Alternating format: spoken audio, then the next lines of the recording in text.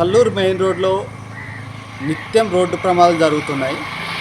Main రోడ్లో వేల సంఖ్యలో వాహనాలు రోజు నడుస్తుంటాయి. ఎంతోమంది పాదచారులు, బైకులు, చాలా వెహికల్స్ నడుస్తుంటాయి. చాలా బిజీగా ఉంటుంది రోడ్డు అంతా. ఆ రోడ్డు ఎలా ఉందో మీకు అంతా తెలుసు. ఆల్రెడీ మా రాస్కో సాంబా ఛానల్లో చూపెట్టాము. రోడ్లంతా ఎత్తుపల్లాలు ఉంది, చాలా ప్రాబ్లం ఉందని మనం చూపెట్టాము. నెల రోజులు కూడా అయిపోయింది. బట్ దానికి సంబంధించిన అధికారులు, ఎన్హెచ్ అధికారులు ఫోన్ చేస్తే రెస్పాండ్ అయిన పాపాన పోలేదు. వాళ్ళు రెస్పాండ్ అవ్వలేదు. ఇక్కడ ఆర్ఎండ్బి అధికారులు టచ్ చేస్తే మాకు సంబంధం లేదన్నారు. మళ్ళీ నిన్న ఒక యాక్సిడెంట్ జరిగింది రేత్రి పూట.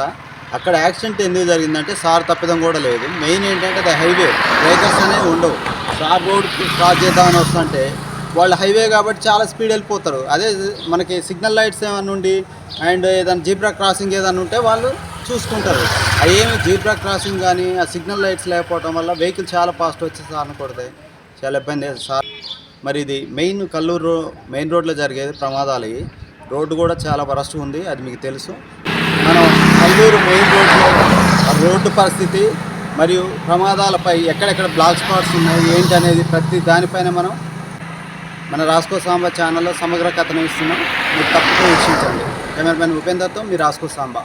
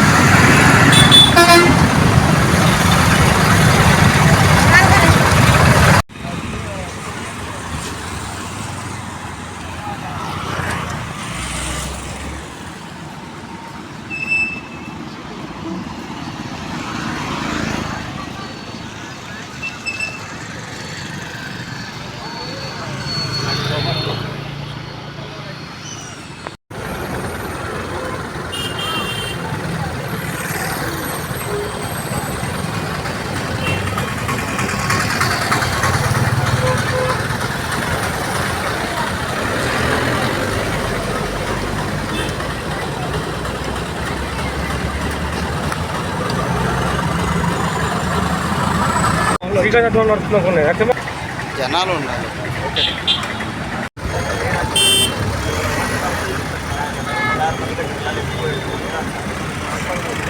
గౌరవ ఆర్ఎండ్బి శాఖ వారికి మా కల్లూరు నుంచి ప్రముఖమైన విజ్ఞప్తి ఏంటంటే, కల్లూరులో ఇట్లా చండుపట్ట రోడ్డులో 4 రోడ్ల పోటీ ఉంది. మెయిన్ రోడ్డు కప్పలబంధం నుంచి ముందుకు వచ్చిన తర్వాత చండ్రుపట్ల పోయే మెయిన్ రోడ్డు ఉంది. అక్కడ పలు అన్ని విద్యాసంస్థలు దాదాపు పాఠశాలలు అట్టే ఉండటం వలన దాని ఎదురుగా కూడా ట్రాఫిక్ చాలా ఉంటుంది. ఆ ట్రాఫిక్ ముందుకు వచ్చి యూటర్న్ తీసుకోవాలంటే చాలా ఇబ్బందికరంగా ఉంటుంది.